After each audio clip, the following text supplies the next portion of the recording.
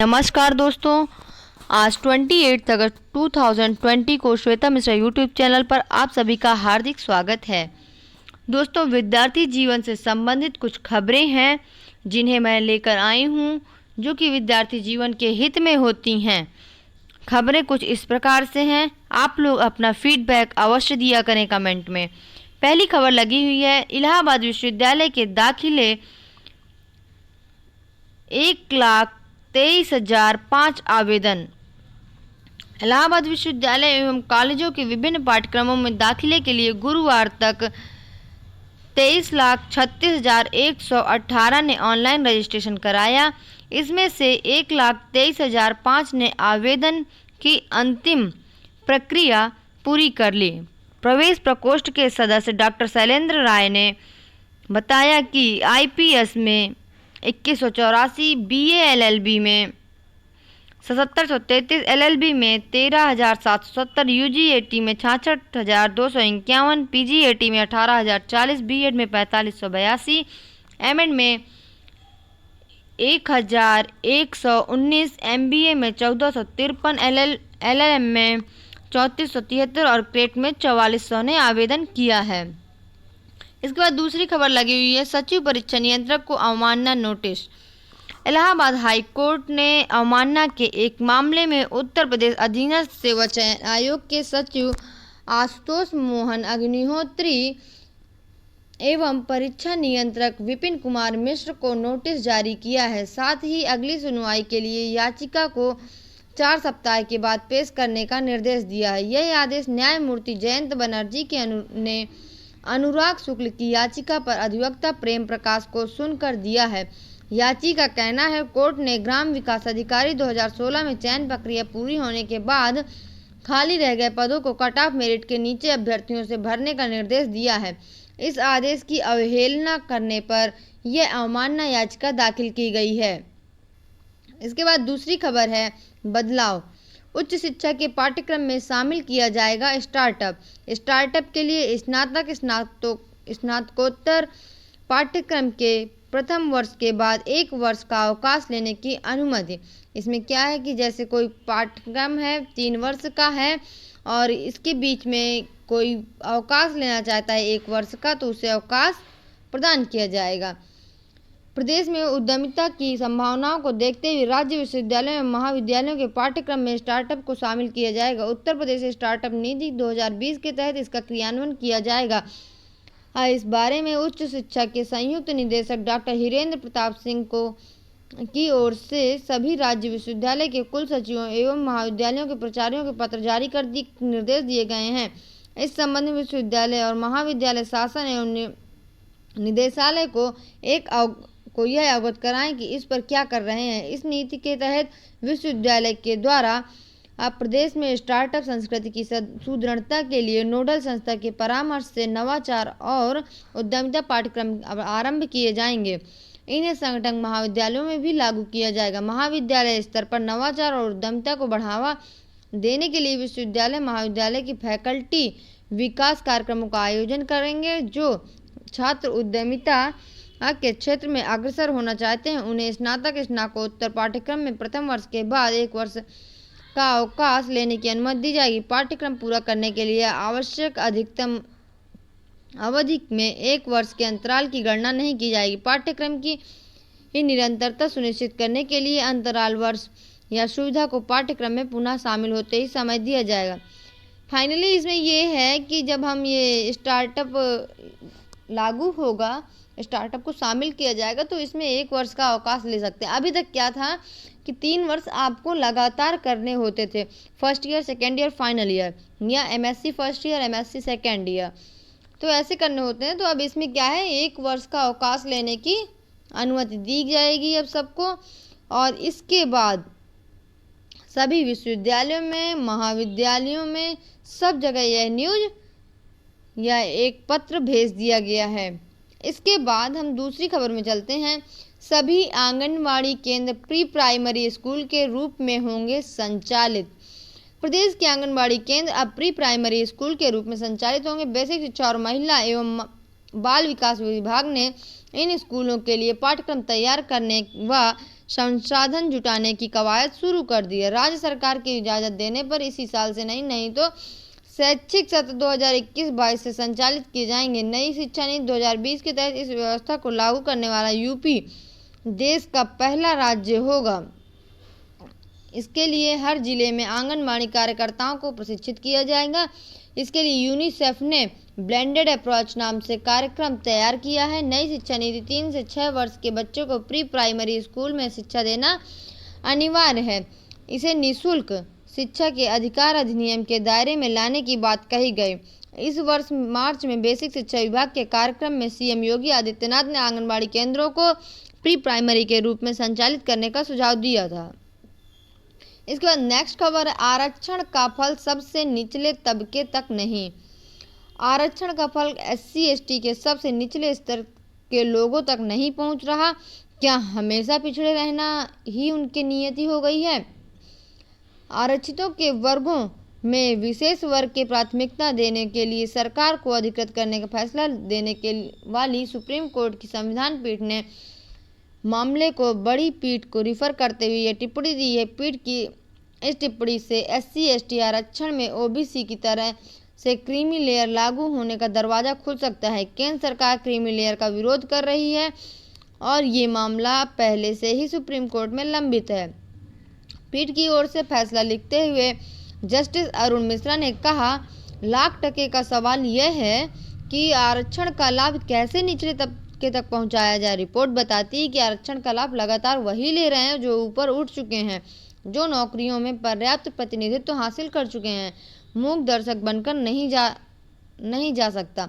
Justice Mishra का कहना है, SC/ST और सामाजिक व शैक्षिक रूप से पिछड़े वर्गों के सूची में बहुत से वर्ग गैर बराबरी हैं, पर 78 पेज के फैसले में पीठ ने कहा है, संविधान के अनुच्छेद 14, 15, 16, 338, 341, 342 और 34(2)(a) के व्यापक जनहित में व्याख्या करने का वक्त आ गया है। इसमें यह बताया गया है जो आरक्षण है तो वो जिसको ज़रूरत है वो नहीं ले पा रहा है और जिसको ज़रूरत नहीं है वो ले जा रहा है। ये है, जैसे कुछ लोग हैं तो आर्थिक तरीके से कमज़ोर हैं तो उन तक नहीं पहुंच रहा है आरक्षण, और जो लोग फाइनली ऊपर उठ चुके हैं या फिर उन्हें ज़रूरत नहीं है तो वो लोग आरक्षण का पर्याप्त मात्रा में लाभ ले रहे हैं। अगली खबर लगी हुई है, अंतिम वर्ष की परीक्षा पर ऊहापोह। इलाहाबाद विश्वविद्यालय एवं कॉलेजों में अंतिम वर्ष एवं PG अंतिम सेमेस्टर की परीक्षाओं को लेकर ऊहापोह की स्थिति बन गई है। इलाहाबाद विश्वविद्यालय प्रशासन की ओर से इन परीक्षाओं के लिए अगस्त के अंतिम सप्ताह में भी कोई ठोस निर्णय नहीं लिया जा सकता है। परीक्षा के लिए इलाहाबाद विश्वविद्यालय प्रशासन की ओर से कार्यक्रम भी नहीं जारी किया गया। इसके चलते अब छात्रों और अभिभावकों में भी संशय की स्थिति बन गई, जबकि स्नातक प्रथम द्वितीय वर्ष को प्रोन्नत किए जाने के संबंध में विगत दिनों इलाहाबाद विश्वविद्यालय की ओर से नोटिफिकेशन जारी हो चुका है। ज्ञात हो कि कोरोना काल में स्नातक व परास्नातक अंतिम वर्ष व अंतिम सेमेस्टर को छोड़कर सभी को अगली कक्षा में प्रोन्नत करने का निर्णय लिया गया है। साथ ही यह भी तय किया गया है कि सुप्रीम कोर्ट के आदेश पर UGC की ओर से जारी नई गाइडलाइन पर अंतिम वर्ष सेमेस्टर की परीक्षा आयोजित कराई जाएगी। अब तक यह तय नहीं हो सका है कि विश्वविद्यालय परीक्षा कब कराएगा। इसको लेकर लगातार छात्र आंदोलन कर रहे हैं। विश्वविद्यालय प्रशासन हॉस्टल में छात्रों के प्रवेश नहीं दे रहा है, इसलिए छात्र सत्याग्रह आंदोलन कर रहे हैं। छात्रों को यह भी कहना है कि परीक्षा से 15 दिन पहले हॉस्टल में प्रवेश दिया जाएगा। ऐसे में उम्मीद है 15 सितंबर से पहले परीक्षा संभव नहीं है। इलाहाबाद विश्वविद्यालय के PRO डॉक्टर शैलेंद्र मिश्र ने कहा कि सुप्रीम कोर्ट के आदेश के बाद ही परीक्षा की बाबत निर्णय लिया जाएगा। इसमें इलाहाबाद विश्वविद्यालय में है अंतिम वर्ष की परीक्षाएं हैं, अंतिम सेमेस्टर की परीक्षाएं हैं और परीक्षा कार्यक्रम अभी तक जारी नहीं हुआ है। बच्चों के लिए हॉस्टल नहीं खोला जा रहा है। हॉस्टल खोलने के लिए आदेश दिया गया है। परीक्षा से 15 दिन पहले हॉस्टल खोल दिया जाएगा। इससे यह प्रतीत होता है कि फिलहाल अभी 15 सितंबर से तो किसी प्रकार की कोई परीक्षा होने वाली नहीं है। जब इलाहाबाद विश्वविद्यालय का कहना है जब सुप्रीम कोर्ट से कोई आदेश आ जाएगा तभी परीक्षा की तिथियां जारी होंगी। इसके बाद अगली खबर लगी हुई है, नकल के आरोपित अभ्यर्थियों के परिणाम घोषित। पहचान जाहिर करने के आरोप में कर दिए थे असफल। संस्तुति पर 4560 अभ्यर्थियों को पिछले दिनों दी थी राहत। कर्मचारी चयन आयोग एसएससी ने संयुक्त हायर सेकेंडरी स्तरीय भर्ती CHSL 2018 की दूसरे चरण की परीक्षा में नकल के आरोप में असफल किए गए 4560 अभ्यर्थियों का परिणाम घोषित कर दिया गया है। इसमें से 3 अभ्यर्थियों को CAG दफ्तर में डाटा एंट्री ऑपरेटर के रिक्त पदों पर सफल किया गया, तो 210 को CAG दफ्तर के अतिरिक्त अन्य केंद्रीय दफ्तरों व मंत्रालयों रिक्त DEO के पदों पर सफल किया गया। वहीं 4430 अभ्यर्थियों को lower division clerk LDC, junior secretary assistant JSA तथा पोस्टल एवं सॉर्टिंग असिस्टेंट के लिए सफल किया गया। बता दें कि आयोग ने CHSL 2018 के दूसरे चरण की परीक्षा का परिणाम 25 फरवरी 2020 को घोषित किया था। तब आयोग ने 4560 अभ्यर्थियों के परीक्षा के दौरान अपनी पहचान जाहिर करने पर नकल का आरोपी मानते हुए असफल कर दिया था। इन अभ्यर्थियों की ओर से PMO कार्मिक मंत्रालय प्रत्यावेदन देकर परिणाम घोषित करने की मांग की गई थी। अभ्यर्थियों की मांग पर आयोग ने इन प्रकरणों की जांच के लिए कमेटी का गठन किया था। इस कमेटी के रिपोर्ट के आधार पर आयोग ने 5 अगस्त 2020 को सभी 4560 अभ्यर्थियों को राहत देने का निर्णय लिया था। अब आयोग ने इन अभ्यर्थियों का परिणाम घोषित कर दिया है। 25 फरवरी घोषित परिणाम में CAG दफ्तर में DEO के लिए 37 अभ्यर्थी सफल किए गए। 3 अभ्यर्थियों के साथ अब सफल अभ्यर्थियों की संख्या 40 हो गई है। CAG दफ्तर के अतिरिक्त अन्य दफ्तरों एवं मंत्रालयों में रिक्त DEO के पदों के लिए 1741 अभ्यर्थियों में को 25 फरवरी को सफल किया गया। 210 अभ्यर्थियों के साथ अब इनकी संख्या 1951 हो गई है। वहीं LDC, JSA तथा पोस्टल एवं सॉर्टिंग असिस्टेंट के रिक्त पदों के लिए पहले 30,822 अभ्यर्थी सफल किए गए थे। अब यह संख्या 35,252 हो गई है। ये सफल अभ्यर्थी भी अगले सप्ताह चरण की परीक्षा में शामिल होकर स्किल और टाइप टेस्ट देंगे। इसमें यह है कि SSC का एग्ज़ाम था CHSL का संयुक्त हायर सेकेंडरी स्तरीय का।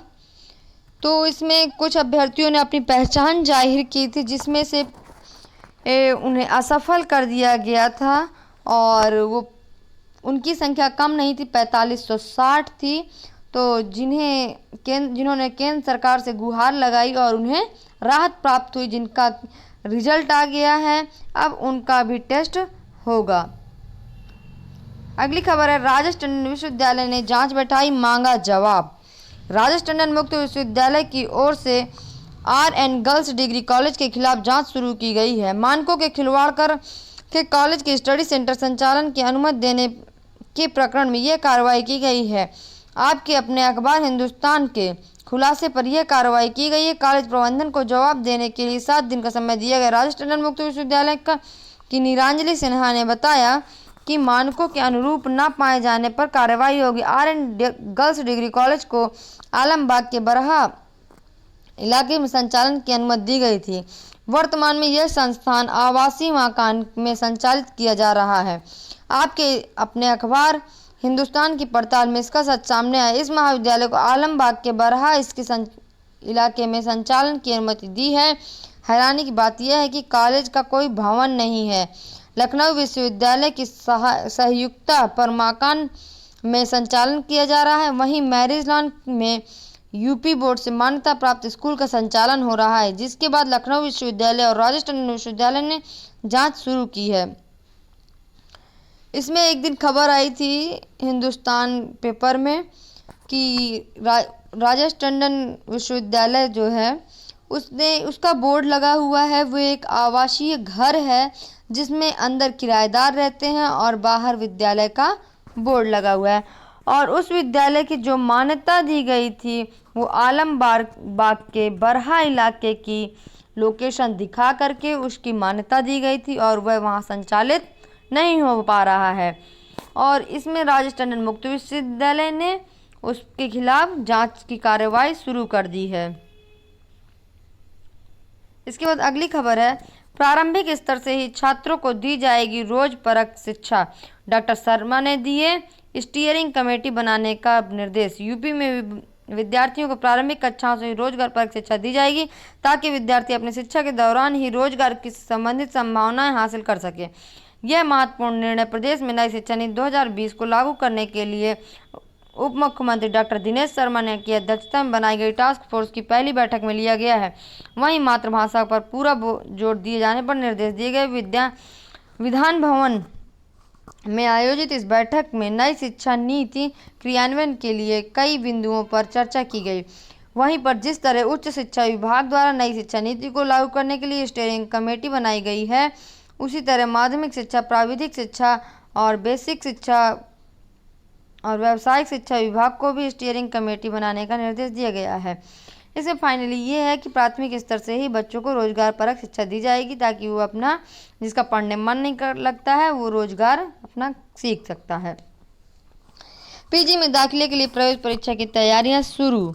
लखनऊ विश्वविद्यालय 6 को होगी बीएड व विशिष्ट प्रवेश परीक्षा।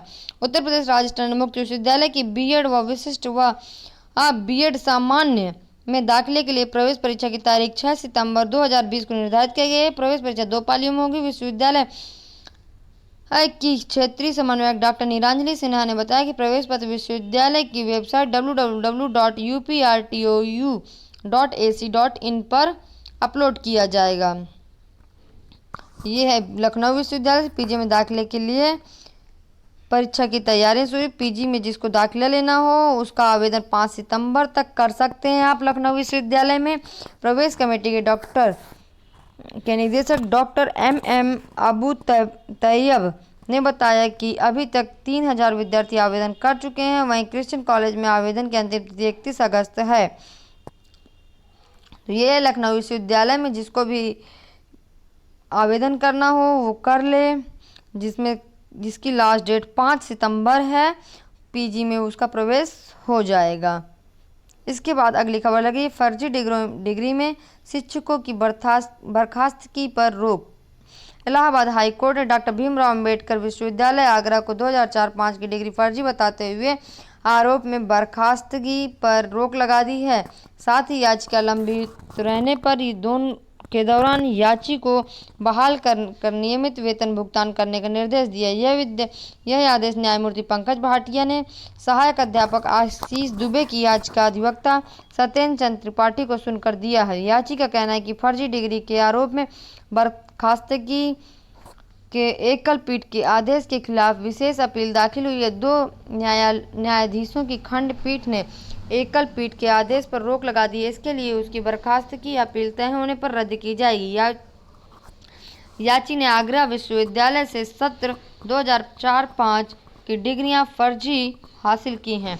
20 सितंबर 2015 से नौकरी कर रहा है। एक जनहित याचिका में हाई कोर्ट ने जांच का आदेश दिया है। SIT जांच में हजारों बीएड अभ्यर्थियों ने भर्ती होने की रिपोर्ट पर कार्रवाई का आदेश दिया गया है। उसके बाद BSA के कारण बताओ नोटिस जारी किया और बर्खास्त कर दिया। याची का कहना है कि जिस आदेश से कार्रवाई की गई है उस पर हाई कोर्ट ने रोक लगाई है। इसमें यह 2004-05 की भीमराव अंबेडकर विश्वविद्यालय आगरा की डिग्रियां बीएड की फर्जी बताई गई है, जिसमें कि अध्यापक जो प्राथमिक विद्यालय में अध्यापक हैं तो उनको बर्खास्त कर दिया गया है। उस पर सुप्रीम कोर्ट ने रोक लगा दी है और उनका वेतन नियमित रूप से जारी रखने का आदेश दिया है। इसके बाद अगली खबर लगी हुई है कोरोना को मात देने वाले फिर पॉजिटिव। कोरोना को लेकर रोज नए खुलासे हो रहे हैं। अब कोरोना का मात दे चुके लोगों की रिपोर्ट पॉजिटिव आ रही है। डॉक्टरों का कहना है कि ठीक होने के बाद भी शरीर में वायरस का मृत RNA अंश मौजूद रहता है। एंटीजन रिपोर्ट पॉजिटिव आ रही है। KGMU में ब्लड एंड ट्रांसफ्यूजन मेडिसिन विभाग की जांच में निगेटिव हो चुके 2 मरीजों की एंटीजन रिपोर्ट पॉजिटिव आ चुकी है। विभाग की अध्यक्ष डॉक्टर तुलिका चंद्र के मुताबिक दोनों लोग की निगेटिव रिपोर्ट करीब 1 माह पूर्व आई थी। 14 दिन का क्वारंटाइन वक्त भी गुजारा है। इसके बावजूद 1 माह बाद एंटीजन रिपोर्ट पॉजिटिव आ गई। उन्होंने बताया कि शरीर में वायरस के डेड RNA पड़े होते हैं। यह RNA नाक व मुंह में होते हैं। ऐसे में एंटीजन के लिए जब नमूना लेकर जांच की जाती है तो उसमें रिपोर्ट पॉजिटिव आ जाती है। 3 माह तक ना कराएं जांच। देश में इस तरह मामले बढ़ने पर केंद्रीय स्वास्थ्य मंत्रालय ने एडवाइजरी जारी की है कि जिसमें नेगेटिव हो चुके मरीजों को 3 माह तक जांच न कराने की सलाह दी। डॉक्टरों का कहना है एक बार कोरोना ठीक होने पर 3 माह तक उसे दोबारा होने की संभावना कम रहती है। प्लाज्मा दान करने के लिए प्लाज्मा जिसे देना हो तो वह KGMU के ब्लड एंड ट्रांसफ्यूजन मेडिसिन विभाग में प्लाज्मा बैंक है। वहां प्लाज्मा दान करने के लिए ईमेल ID plasmabankgmu@gmail.com पर संपर्क साध सकते हैं। जानकारी या असुविधा की दशा में 9415761773 पर भी संपर्क कर सकते हैं। इसके बाद अगली खबर है 50 लाख टेस्ट कराने वाला यूपी बना पहला राज्य। यूपी 50 लाख लोगों को टेस्ट कर चुका है। एक दिन में 1,38,338 कोरोना की सैंपल की जांच की गई। इस आंकड़े के साथ उत्तर प्रदेश में 50 लाख से अधिक जांच करने वाला देश का पहला राज्य बन गया। राज्य में 50,80,205 लोगों को सैंपल की जांच की जा चुकी है। राज्य में जनता भी जागरूक हो गई है। इस संजीवनी पोर्टल पर 45,296 लोगों ने चिकित्सीय परामर्श लिया है। लखनऊ से है कोरोना अपडेट की कुल 24,636 मामले थे, जिसमें 323 मौत हो चुकी हैं और स्वस्थ हो चुके हैं 17,354 और उपचाराधीन जिनका उपचार हो रहा है वो है 6959। तो ये आपके 50 लाख टेस्ट कराने वाला यूपी पहला राज्य बन चुका है और इतने कुल मामले आए हैं लखनऊ में और इतने लोग स्वस्थ हो चुके हैं और इतने लोग उपचार करा रहे हैं। इस समय देखिए स्वस्थ रहने का जो रेशियो है वो अधिक है और मौत का रेशियो कम है। कंटिन्यू अब कोरोना कम होता जा रहा है, अब धीरे धीरे कर ही कम होगा। इसके बाद अगली न्यूज़ है कोरोना के बढ़ते मामलों को देखते हुए मुख्यमंत्री का बड़ा ऐलान। शनिवार रविवार को बंदी जारी रहेगी। मुख्यमंत्री योगी आदित्यनाथ जी का कहना है कि प्रदेश के सभी बाजारों की साप्ताहिक बंदी शनिवार व रविवार को ही रहेगी। राज्य में हर शनिवार व रविवार को स्वच्छता, सैनिटाइजेशन व फॉगिंग का विशेष अभियान चलाया जा रहा है। इन कार्यों में जहां कोरोना की चेन तोड़ने से मदद मिल रही है, वहीं संचारी रोग भी काबू में आ रहे हैं। उन्होंने DM को बाजारों की साप्ताहिक बंदी सख्ती लागू करने के निर्देश दिए हैं। 50 लाख से ज़्यादा टेस्ट यूपी में अब तक किए गए जाने पर CM संतुष्ट। 16 लोगों की बीते 24 घंटे में 24 की हुई मौत। 16 लोगों की मौत हुई है 24 घंटे में। तो ये रेशियो लगातार कम होता जा रहा है। धीरे धीरे अब कोरोना को मात देगा। अगली तो फिलहाल कोई खबर नहीं है, एक थॉट है।